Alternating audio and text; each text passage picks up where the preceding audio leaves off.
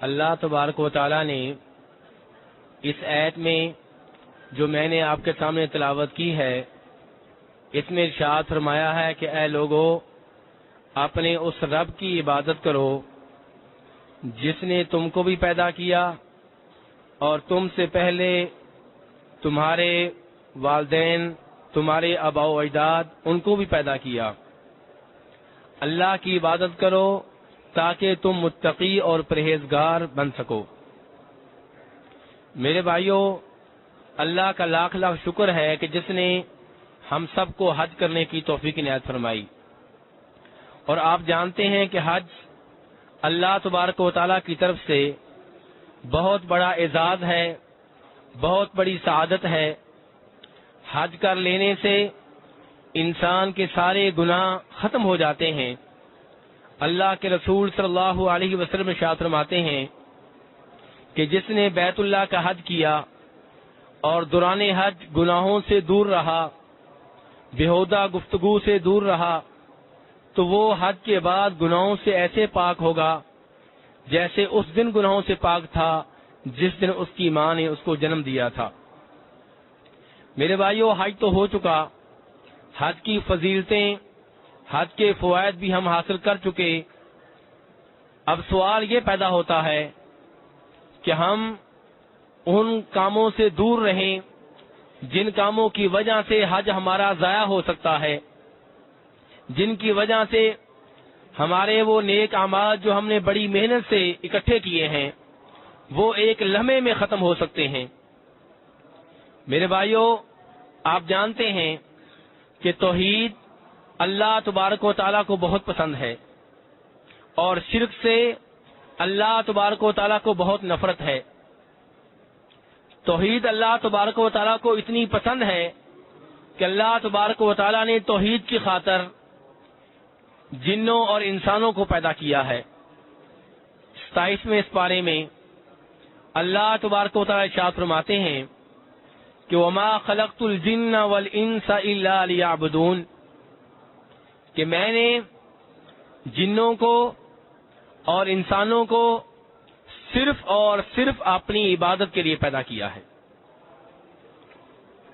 فرمایا ما اريد منهم من رزق وما اريد ان يطعمون، میں ان سے کوئی رزق وغیرہ نہیں چاہتا، مجھے ان کے پیسوں کی، ان کے مال کی، ان کے رزق کی ضرورت نہیں ہے، بلکہ ان اللہ هو الرزاق، بلکہ فرمایا رزق دینے والا تو میں ہوں۔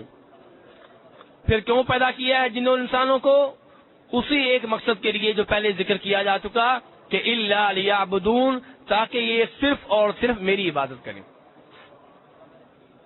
آپ اندازہ کر لیجئے کہ رب العالمین کو توحید کتنی پسند ہے کہ اس توحید کی خاطر ہم تمام انسانوں کو پیدا کیا، آدم علیہ السلام سے لے کر اس آخری آدمی تک جو قیامت سے پہلے آئے گا، سارے کے سارے انسان اس لیے پیدا کیے گئے تاکہ وہ اللہ تبارک و تعالیٰ کی عبادت کریں۔ جنوں کو بھی اسی مقصد کے لیے پیدا کیا گیا۔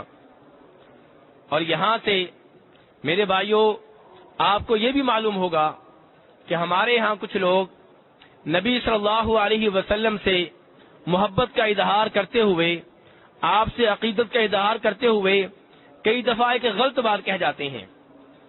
دیکھیں، نبی صلی اللہ علیہ وسلم سے محبت کیے بغیر انسان مومن نہیں رہتا۔ جس کو آپ صلی اللہ علیہ وسلم سے محبت نہیں ہے وہ مومن نہیں ہے، لیکن اس محبت کا مطلب، اس عقیدت کا مطلب، اس لگاؤ کا مطلب یہ نہیں ہے کہ ہم وہ باتیں کہہ جائیں جو قرآن و حدیث سے ثابت نہ ہوں۔ ہمارے یہاں اکثر یہ کہا جاتا ہے کہ نبی صلی اللہ علیہ وسلم کی خاطر اللہ تبارک و تعالیٰ نے یہ کائنات بسائی ہے۔ میرے بھائیو، یہ ایک من گھڑت روایت ہے، اس کا کوئی سر پیر نہیں ملتا، جبکہ اللہ تبارک و تعالیٰ 27ویں پارے میں صاف صاف کہہ رہے ہیں سورہ ذاریات میں کہ وما خلقت الجن والانس الا لیعبدون، کہ میں نے تو جنوں اور انسانوں کو اپنی عبادت کے لیے پیدا کیا ہے۔ اللہ نے ہماری پیدائش کا، ہماری تخلیق کا مقصد کیا بتایا ہے کہ ہم اللہ تبارک و تعالیٰ کی عبادت کریں۔ میرے بھائیو، اللہ تبارک و تعالیٰ کو توحید اتنی پسند ہے، اتنی پسند ہے کہ اس کام کے لیے اللہ تبارک و تعالیٰ نے 1 لاکھ سے زائد انبیاء کرام اور رسول بھیجے۔ अलैहिमुस्सलातु वस्सलाम, और फरमाया वलक़द बअसना फी कुल्ली उम्मतिर रसूला अन इअबुदुल्लाह वज्तनिबुत तागूत, कि हमने हर कौम में एक रसूल भेजा। उस रसूल को क्या पैगाम दिया? उस रसूल को किस मकसद के लिए भेजा? फरमाया ओ अबुदुल्लाह, कि ऐ रसूलो, लोगों को ये बात बता दो कि सिर्फ अल्लाह तबारक व तआला की इबादत करना है। वज्तनिबुत तागूत, गैरुल्लाह, अल्लाह के अलावा जिसकी भी इबादत की जाए, जिसकी भी लोग परस्तिश कर रहे हो, तुमने उनकी इबादत नहीं करनी, चाहे वो कोई इंसान हो, चाहे कोई पत्थर हो, चाहे कोई दरख्त हो, चाहे कोई जिंदा शख्सियत हो। फरमाया वज्तनिबुत तागूत, जिसकी अल्लाह के अलावा इबादत की जाती है वो तागूत है, और तागूत की इबादत तुमने नहीं करनी। तुमने किसकी करनी है? ओ अब्दुल्लाह, तुमने सिर्फ रब्बुल आलमीन की इबादत करनी है। मेरे भाइयों, अंदाजा करें कि अल्लाह को कितनी तौहीद पसंद है, कि इस काम के लिए पहले तो जिन्नों इंसानों को पैदा किया, फिर इस काम के लिए अपने रसूलों को भेजा। रसूलों का सबसे पहला पैगाम ये हुआ करता था कि ओ अब्दुल्लाह, कि अल्लाह तबारक व तआला की इबादत करो। मेरे भाइयों, अल्लाह तबारक व तआला को तौहीद इतनी पसंद है कि हाजी जब इहराम की 2 चादरें पहन लेता है, नियत कर लेता है, तो अब शरीयत का उससे मुतालबा क्या है, शरीयत का उससे तकादा क्या है कि तलबिया पढ़े। और वो तलबिया क्या है? सहाबा किराम कहते हैं तलबिया तौहीद है। लब्बैक अल्लाहुम्मा लब्बैक, लब्बैक ला शरीक लक लब्बैक, इन्नल हम्दा वन निअमत लक वल मुल्क ला शरीक लक, कि मैं हाजिर हूँ, ऐ अल्लाह मैं हाजिर हो गया हूँ, मैं इस बात का ऐलान करता हूँ कि तेरा कोई शरीक नहीं, इबादत का हकदार तू तन्हा है, किसी और का हक नहीं बनता कि उसकी इबादत की जाए, सब तारीफें तेरी, सारी बादशाही तेरी, ला शरीक लका। फिर मैं ऐलान करता हूं कि तेरा कोई शरीक नहीं है। आप जानते हैं मेरे भाइयों कि सहाबा किराम इस तलबिया को तलबिया तौहीद कहा करते थे, और आप जानते हैं कि अल्लाह रब्बुल आलमीन को ये कितना पसंद है। अल्लाह अकबर।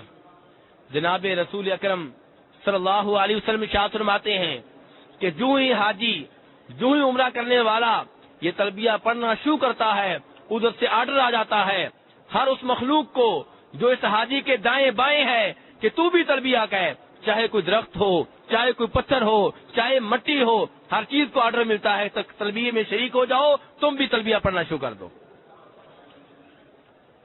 मेरे भाइयों, अंदाजा करें रब्बुल आलमीन को तौहीद कितनी पसंद है। अल्लाह रब्बुल आलमीन को तौहीद इतनी पसंद है कि जब हम सफा पे पहुंचे तो हमें क्या कहा गया? हमें कहा गया ये पढ़ो, ला इलाहा इल्लल्लाह वहदहू ला शरीक ला लहुल मुल्कु व लहुल हम्दु युहयी व युमीत व हुवा अला कुल्ली शैइन कदीर। ला इलाहा इल्लल्लाह वहदहू ला शरीक ला अंजद वअदा व नसर अब्दा व हज़म अल अहज़ाब वहदा। क्या मतलब है, क्या माना है? कि अल्लाह के सिवा कोई सच्चा माबूद नहीं है। वहदहू, इबादत के लिहाज से वो तन्हा है। ला शरीक लहू, इबादत में उसका कोई शरीक नहीं, कोई पार्टनर नहीं, किसी का हक नहीं बनता कि उसकी अल्लाह के सिवा इबादत की जाए। लहुल मुल्कु व लहुल हम्द, सारी बादशाही उसी की, हर किस्म की हम्दो सना का हकदार वही। वह हुवा अला कुल्ली शैइन कदीर, कायनात की एक एक चीज पे उसका कंट्रोल है, कायनात की एक एक चीज पे उसकी कुव्वतों और कुदरत की निशानी है। ला इलाहा इल्लल्लाह वहदहू ला शरीक लह। फिर कहा गया, फिर कहो कि अल्लाह के सिवा कोई सच्चा माबूद नहीं है। झूठे बहुत हैं, बातिल माबूद बहुत हैं, कहीं कब्रों की सूरत में, कहीं जिंदा शख्सियात की सूरत में, कहीं दरख्तों की परस्तिश हो रही है, कहीं कब्रों की परस्तिश हो रही है, लेकिन इबादत का हकदार तन्हा वो है। अंजद वादा, जिसने अपना वादा पूरा कर दिखाया। वह हज़म अल अहज़ाब वहदा, और जब खंदक की लड़ाई हो रही थी, सारे काफिर, सारे काफिरों के ग्रुप, सारे काफिरों की पार्टियां जमा होके मुसलमानों के खिलाफ यकजा होके आई थी। अल्लाह ने अपनी मदद का वादा पूरा किया और मुसलमानों को फतह दी। तो मेरे भाइयों देखें, صفا پہاڑ کے اوپر، مروہ پہاڑ کے اوپر ہم سے بار بار اعلان کیا کروایا جا رہا ہے؟ توحید کا۔ عرفات میں پہنچ گئے۔ عرفات وہ دن ہے جو ہماری زندگی کا سب سے قیمتی دن، سال کے 365 دن ہوتے ہیں، 365 دنوں میں سب سے اعلیٰ، سب سے محترم، سب سے مقدس دن اگر کوئی ہے تو وہ کون سا دن ہے؟ یوم عرفات۔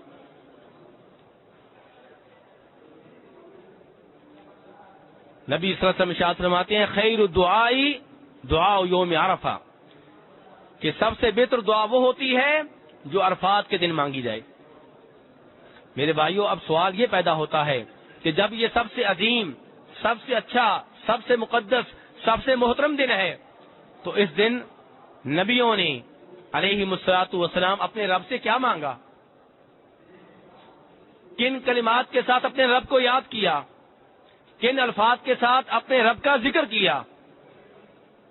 جناب رسول اکرم صلی اللہ علیہ وسلم ارشاد فرماتے ہیں خیر ما قلت انا والنبیون من قبلی لا الہ الا اللہ وحدہ لا شریک لہ لہ الملک ولہ الحمد وہو علی کل شیء قدیر۔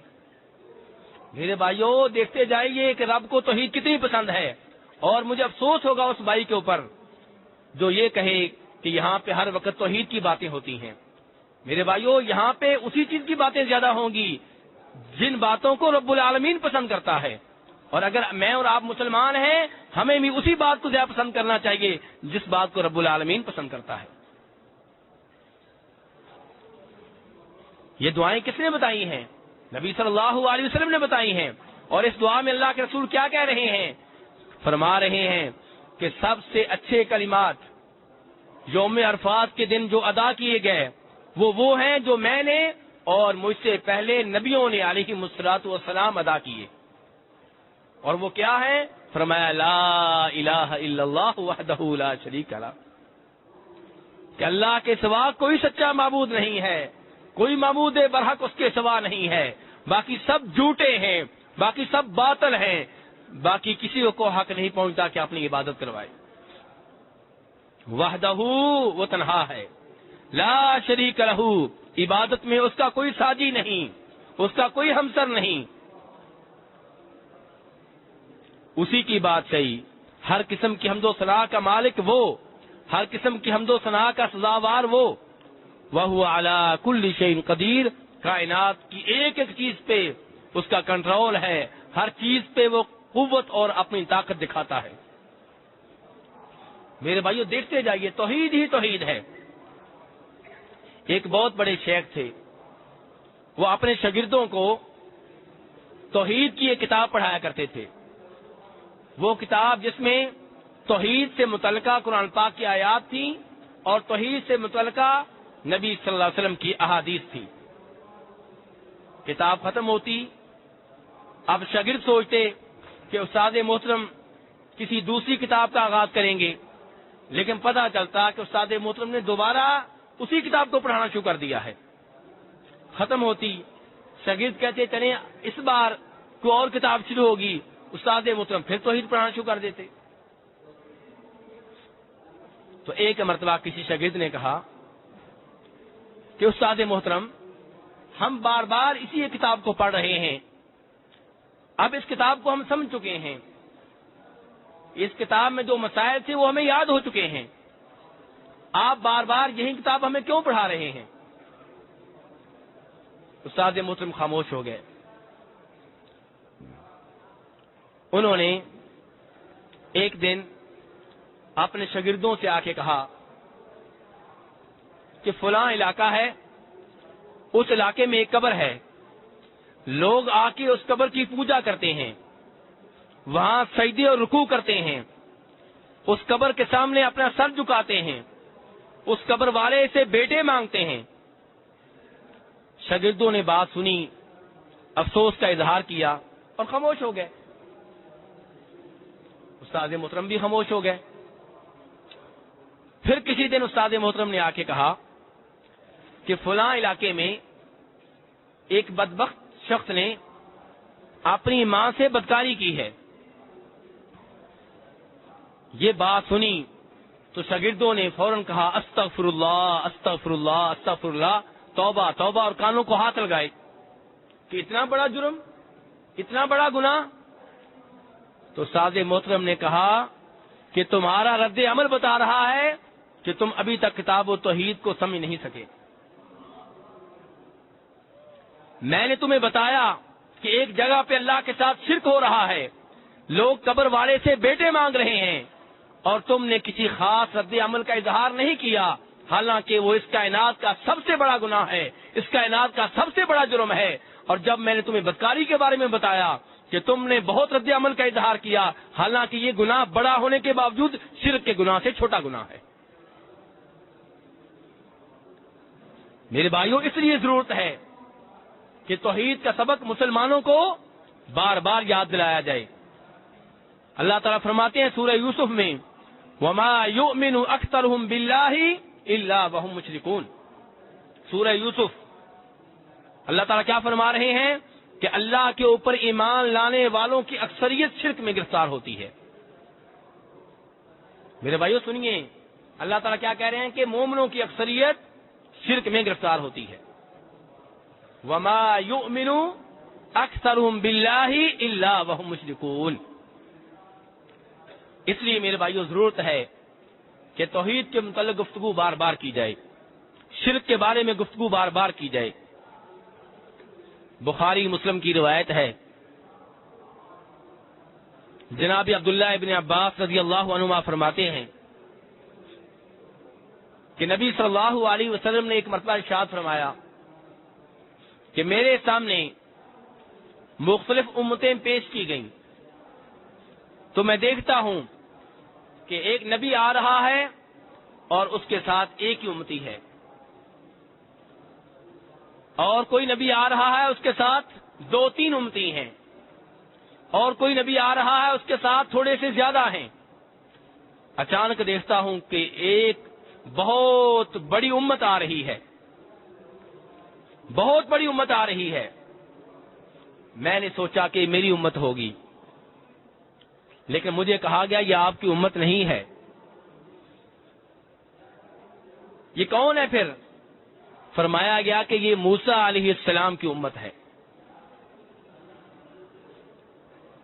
اور پھر مجھے کہا گیا آپ ادھر دیکھیں۔ میں ادھر دیکھا، ادھر لوگ ہی لوگ تھے، لوگ ہی لوگ تھے۔ پھر مجھے کہا گیا دوسری سائڈ پہ دیکھوں، ادھر دیکھا تو ادھر بھی لوگ ہی لوگ تھے۔ مجھے کہا گیا یہ ہے آپ کی امت، اور فرمایا ان میں سے 70,000 وہ خوش نصیب ہیں جو بغیر حساب کتاب کے، بغیر عذاب کے جنت میں داخل ہوں گے۔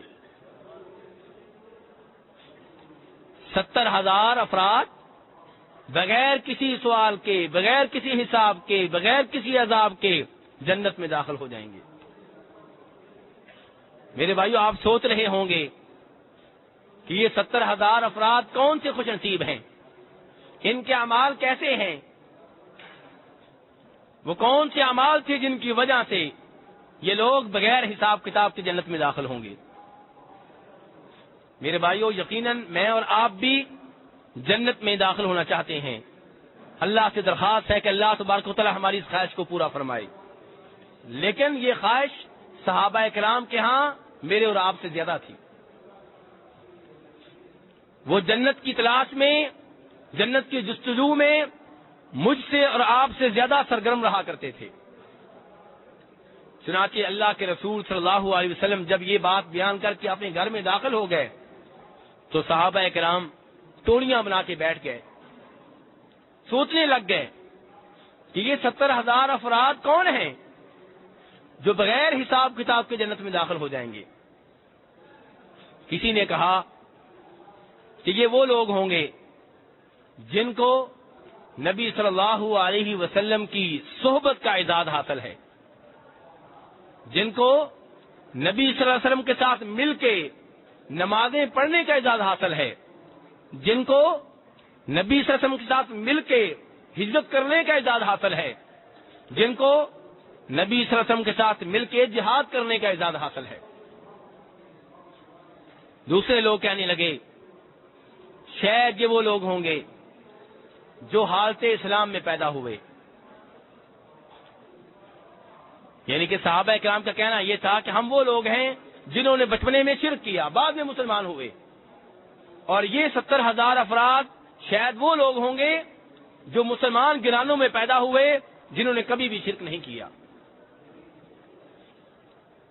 اور دوسرے لوگوں نے دوسری رائے سوچی۔ یہ بحث و مباحثہ ہو رہا ہے صحابہ کرام میں، کیوں ہو رہا ہے؟ وہ چاہتے ہیں کہ ان کا شمار بھی ان 70,000 افراد میں ہو جائے جو بغیر حساب کتاب کے جنت میں داخل ہوں گے۔ اس لیے وہ کسی نتیجے تک پہنچنا چاہتے ہیں، وہ جاننا چاہتے ہیں کہ ان لوگوں کی کیا صفات ہیں، ان لوگوں کے کیا اعمال ہیں، جن اعمال کی وجہ سے، جن صفات کی وجہ سے، جن خوبیوں کی وجہ سے وہ جنت میں بغیر حساب کتاب کے داخل ہو جائیں گے۔ اللہ کے رسول صلی اللہ علیہ وسلم گھر سے باہر تشریف لائے اور پوچھا صحابہ کرام سے، یہ جو تم میں بحث و مباحثہ ہو رہا ہے، تم میں یہ گفتگو ہو رہی ہے، یہ کس معاملے میں ہو رہی ہے؟ انہوں نے بتایا کہ اللہ کے رسول صلی اللہ علیہ وسلم، آپ نے ہمیں بتایا تھا کہ آپ کی امت میں سے 70,000 افراد بغیر حساب کے، بغیر کسی عذاب کے، بغیر کسی سزا کے جنت میں داخل ہو جائیں گے۔ ہم ان کے بارے میں سوچ رہے ہیں کہ یہ 70,000 خوش نصیب کون لوگ ہیں؟ تو اللہ کے رسول صلی اللہ علیہ وسلم نے پھر ان کی نشانیاں بتائیں، ان کے اعمال بتائے، ان کی صفات بتائیں۔ میرے بھائیوں، وہ دھیان سے سنیے اور کوشش کیجئے کہ وہ صفات مجھ میں بھی ہوں اور آپ میں بھی ہوں۔ چنانچہ آپ نے فرمایا، ہم الذین لا یسترقون ولا یکتوون، فرمایا یہ وہ خوش نصیب ہیں الذین لا یسترقون، جو کسی سے یہ مطالبہ بھی نہیں کرتے کہ ہمیں دم کرو۔ ان کا اللہ پہ بھروسہ اتنا زیادہ، توکل اتنا زیادہ، اللہ کے ساتھ تعلق اتنا مضبوط کہ کسی سے یہ نہیں کہتے کہ مجھے دم کرو۔ کیا مطلب ہے اس کا؟ کیا دم کرنا بھی جرم ہے؟ نہیں میرے بھائیو، دم کرنا جرم نہیں ہے، لیکن اگر دم خود آپ اپنے آپ کو کریں تو یہ زیادہ اچھا طریقہ ہے۔ اگر کسی سے آپ کہتے ہیں مجھے دم کرو تو یہ جائز ہے، لیکن توحید کا جو اعلیٰ درجہ ہے اس کے منافی ہے۔ تو فرمایا یہ 70,000 افراد وہ ہوں گے الذین لا یسترقون، جو کسی سے یہ بھی نہیں کہتے کہ مجھے دم کرو۔ جب بیمار ہوئے خود اپنے آپ کو دم کر لیا، بیٹا بیمار ہوا خود اسے دم کر لیا، بیگم بیمار ہوئی خود اسے دم کر لیا۔ کسی سے یہ کہنا گوارا نہیں کرتے کہ مجھے دم کرو۔ نبی صلی اللہ علیہ وسلم کو جناب جبریل علیہ السلام نے دم کیا، نبی صلی اللہ علیہ وسلم کو جناب عائشہ نے رضی اللہ تعالیٰ نے دم کیا۔ تو دم کرنا جائز ہے۔ ایک یہ ہے کہ آپ نے کسی کو مریض دیکھا کہ وہ مریض ہے، بیمار ہے، آپ نے خود ہی اسے دم کرنا شروع کر دیا، اور ایک یہ ہے کہ وہ آپ سے کہے کہ مجھے دم کرو۔ تو توحید کا اعلیٰ درجہ یہ ہے میرے بھائیوں کہ آپ کسی سے یہ نہ کہیں کہ مجھے دم کرو، آپ اپنے آپ کو خود ہی دم کریں، اپنے بیٹے کو خود ہی دم کریں، اپنی بیٹی کو خود ہی دم کریں۔ ہمارے بچے بیمار ہو جاتے ہیں، ان کو نظر لگ جاتی ہے، اور پھر ہم ان کا علاج کرواتے ہیں، پھر مولیوں کی طرف بھاگتے ہیں، اور یہ تو وہ لوگ ہیں جو توحید کے اوپر ہوتے ہیں، اور جو جاہل ہوتے ہیں، ان پڑھ ہوتے ہیں، جن کی توحید پکی نہیں ہوتی، وہ نجومیوں کے پاس بھاگتے ہیں، ایمان کا بیڑا غرق کرتے ہیں۔ لیکن افسوس سے یہ کہتا ہوں قبر از وقت ہم علاج نہیں کرتے۔ میرے بھائیوں، جناب رسول اکرم صلی اللہ علیہ وسلم جناب حسن حسین کو دم کیا کرتے تھے۔ اعیدکما بکلمات اللہ التامات من شر کل شیطان وہامہ ومن کل عین لامہ، کہ میں تم دونوں کو اللہ کی پناہ میں دیتا ہوں، شیطان کے شر سے بچانے کے لیے اور ہر زہریلی چیز سے بچانے کے لیے میں تمہیں اللہ کی پناہ میں دے رہا ہوں۔ یہ آپ قبر وقت انہیں دم کیا کرتے تھے، اور ساتھ ہی آپ نے بتایا کہ یہ وہ دم ہے جو جناب ابراہیم علیہ السلام اپنے بیٹوں اسماعیل اور جناب اسحاق علیہ السلام کو کیا کرتے تھے۔ میرے بھائیوں، کتنا عظیم دم ہے جو اللہ کے رسول اپنے نواسوں کو کرتے ہوں، اور جناب ابراہیم علیہ السلام اپنے دو پیغمبر، دو نبی بیٹوں کو کرتے ہوں، وہ دم کتنا عظیم ہوگا۔ لیکن ہمارے کتنے ہی بھائی یہاں بیٹھے ہوئے ہیں جن کو یاد نہیں ہے۔ بس ہمیں ایک ہی طریقہ آتا ہے، افسوس کے ساتھ کہنا پڑ رہا ہے کہ بچہ بیمار ہوا، مولوی صاحب کے پاس بھیج دو۔ میرے بھائی، مولوی صاحب کے پاس بھیجنا جرم نہیں ہے، میں پھر کہہ رہا ہوں، لیکن افضل کیا ہے، بہتر کیا ہے؟ آپ خود دم کریں۔ آپ خود کیوں نہیں دم کرتے؟ خود قرآن پاک کی تلاوت کیوں نہیں کرتے؟ خود سورہ فاتحہ 7 مرتبہ کیوں نہیں پڑھتے؟ اللہ تبارک و تعالیٰ کی شریعت کو اگر آپ پڑھ کے دیکھیں تو وہ یہ چاہتی ہے کہ آپ خود اس کی تلاوت کریں، آپ خود اس کے ذریعے اپنے آپ کو دم کریں۔ تو بہرحال وہ لوگ 70,000 افراد جو بغیر حساب کتاب کی جنت میں داخل ہوں گے، ان کی پہلی نشانی کیا ہے؟ لا یسترقون، وہ کسی سے یہ نہیں کہتے کہ مجھے دم کرو۔ ولا یکتوون، اللہ پہ اتنا بھروسہ، اللہ پہ اتنا اعتماد، اللہ سے اتنا تعلق مضبوط کہ اگر بیمار ہو جائیں اپنے آپ کو آگ سے داغتے نہیں ہیں، داغنا پڑے تو کم از کم کسی سے مطالبہ نہیں کرتے، کسی سے یہ نہیں کہتے کہ مجھے داغ دو۔ ولا یتطیرون، بدشگونی بدفالی نہیں لیتے۔ میرے بھائیوں، ہمارے معاشرے کا یہ بھی بہت بڑا مسئلہ ہے۔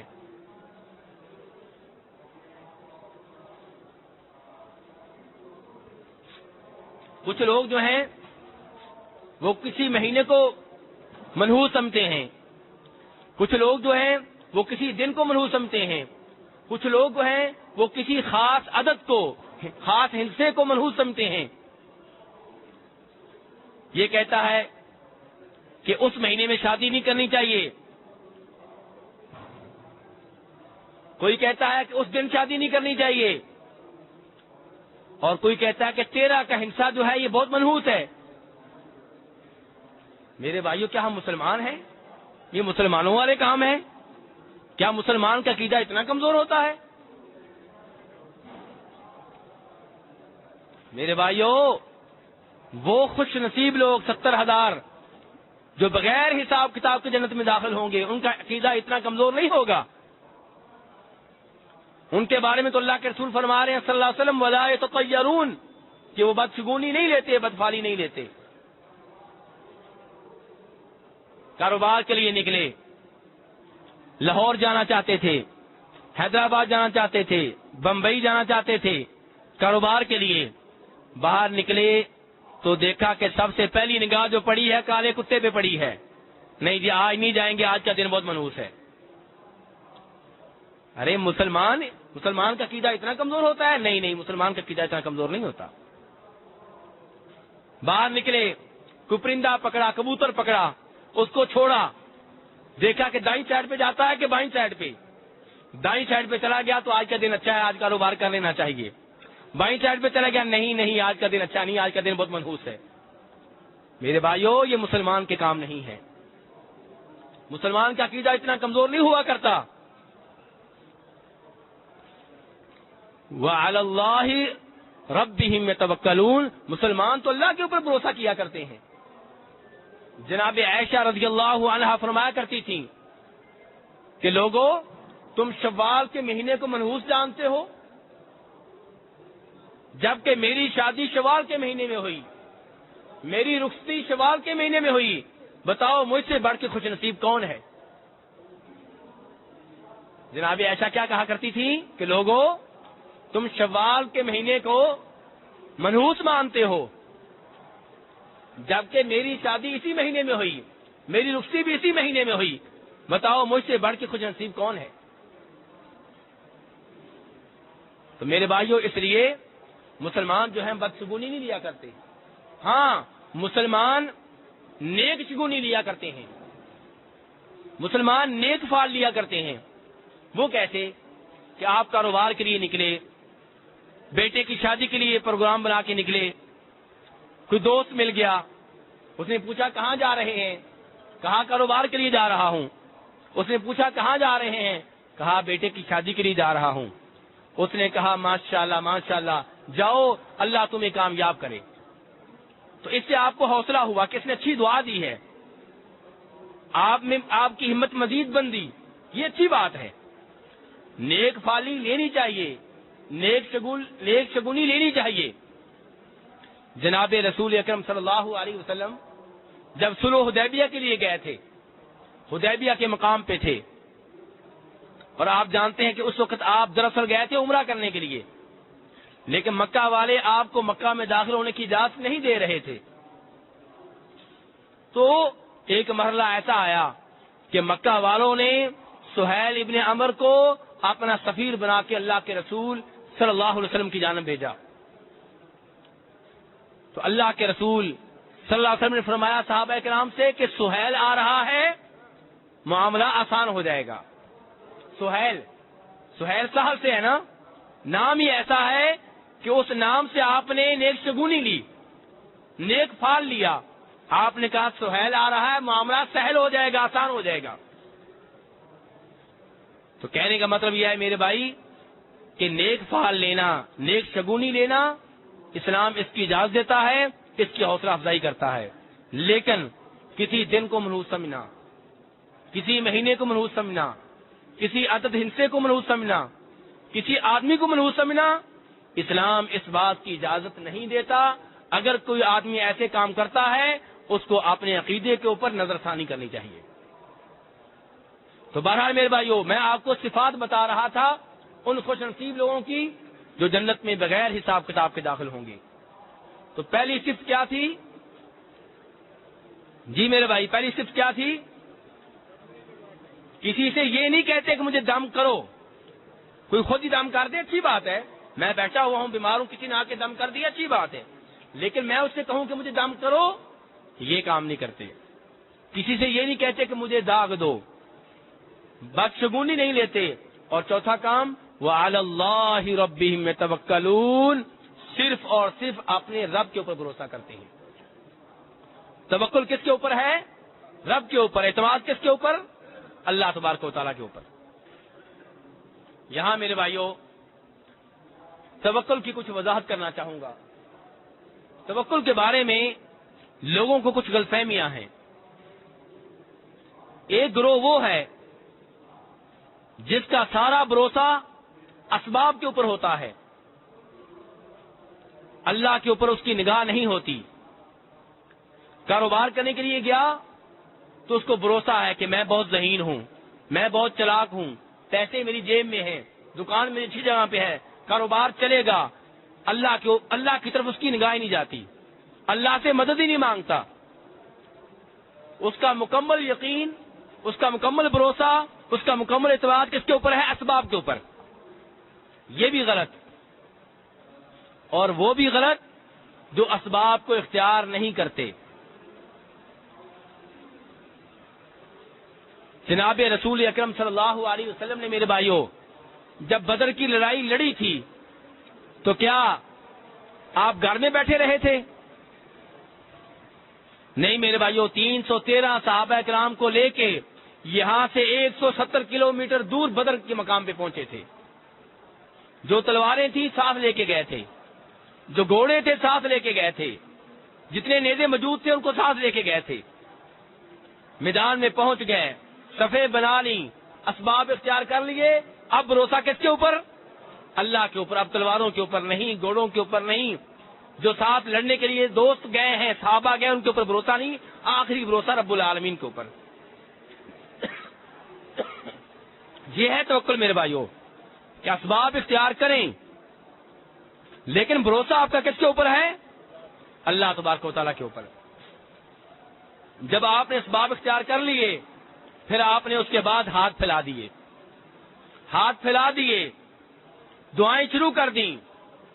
صحابہ کرام کہتے ہیں کہ روتے رہے، رب کو پکارتے رہے، رب سے مانگتے رہے، اور کہتے رہے اے اللہ، یہ چھوٹی سی جماعت جو میں نے تیار کی تھی، اس کو میں میدان میں لے آیا ہوں، یا اللہ اگر یہ ہلاک ہو گئے، یا اللہ اگر یہ ختم ہو گئے، تو اس زمین کے اوپر تیرا نام لینے والا کوئی نہیں بچے گا.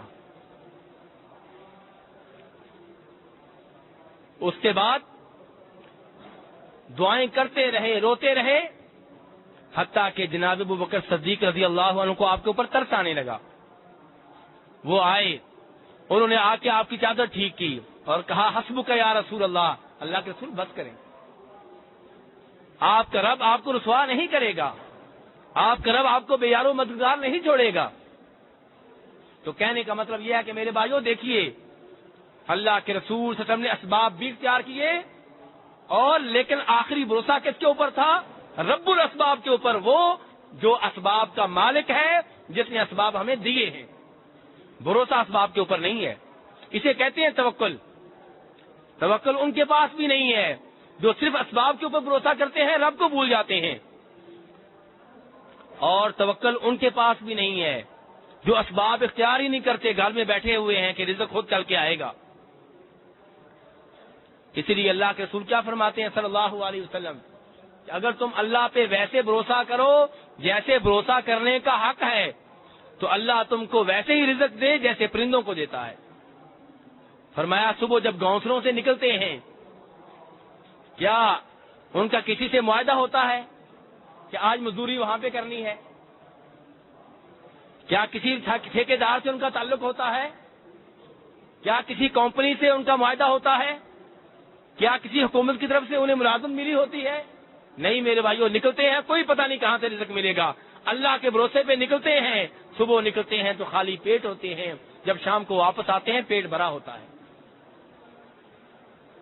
فرمایا اگر تمہارا اللہ پہ ایسے ہی بھروسہ ہو جیسے پرندوں کا ہے, تمہارا اللہ پہ ایسے ہی توکل ہو جیسے پرندوں کا ہے, تو اللہ تم کو ایسے ہی رزق دے گا جیسے ان پرندوں کو دیتا ہے.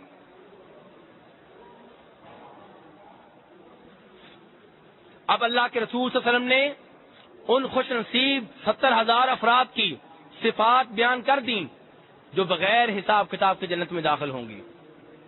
یہ صفات سن کے عکاشہ بن محسن کہہ اٹھے, ادعو اللہ ان یجعلنی منہم, اے اللہ کے رسول دعا کریں, میرے لیے دعا کریں, اللہ مجھے بھی ان 70,000 افراد میں شامل کر دے.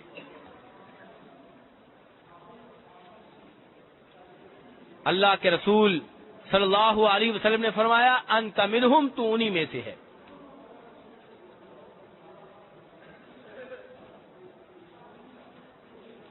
میرے بھائیوں دیکھیے, عکاشہ بن محسن نے یہ نہیں اللہ کے رسول سے کہا کہ آپ مجھے ان میں شامل کر دیں, کہا ادعو اللہ, اللہ سے میرے لیے دعا کریں کہ اللہ مجھے ان 70,000 افراد میں شامل کر دے. اور بخاری شریف کی دوسری روایت میں آتا ہے کہ اللہ کے رسول نے دعا کی کہ اللہ تجھے ان میں شامل کر دے. اب ایک اور آدمی کھڑا ہوا, کہنے لگا اللہ کے رسول میرے لیے بھی دعا کریں. فرمایا سبقہ کا بہا عکاشہ, کہ عکاشہ نمبر لے گیا ہے. اللہ کے رسول کا انداز دیکھیے, اللہ کے رسول کا اخلاق دیکھیے, اللہ کے رسول کا پیار دیکھیے. اللہ کے رسول صلی اللہ علیہ وسلم اس کی بات کو ماننا نہیں چاہتے تھے, لیکن یہ نہیں کہا میں تمہاری بات نہیں مانتا, یہ نہیں کہا کہ تم ان میں شامل نہیں ہو, بلکہ یہ کہا پیار محبت سے کہ عکاشہ تمہارے اوپر نمبر لے گیا ہے اور بس. یہ آپ کا اخلاق ہے, آپ نے اس کا دل نہیں توڑا, صرف اتنا کہا کہ عکاشہ تم سے پہلے سبقت لے گیا ہے.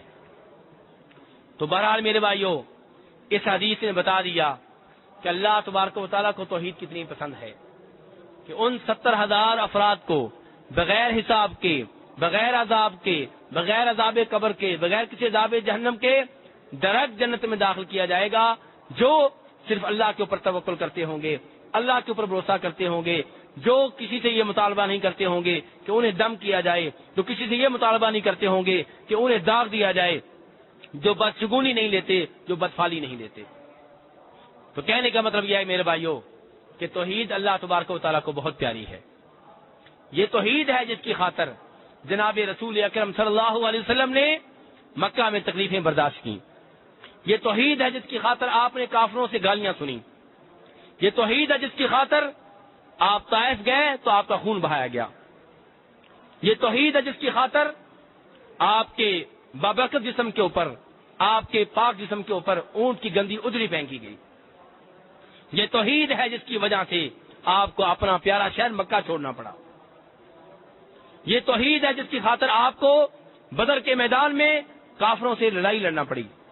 یہ توحید ہے جس کی خاطر آپ نے احد کے میدان میں اپنے 70 صحابہ کرام شہید کروائے. میرے بھائیوں، سب کچھ توحید کے ارد گرد گھومتا ہے. توحید ہی اصل ہے، توحید ہی بنیاد ہے.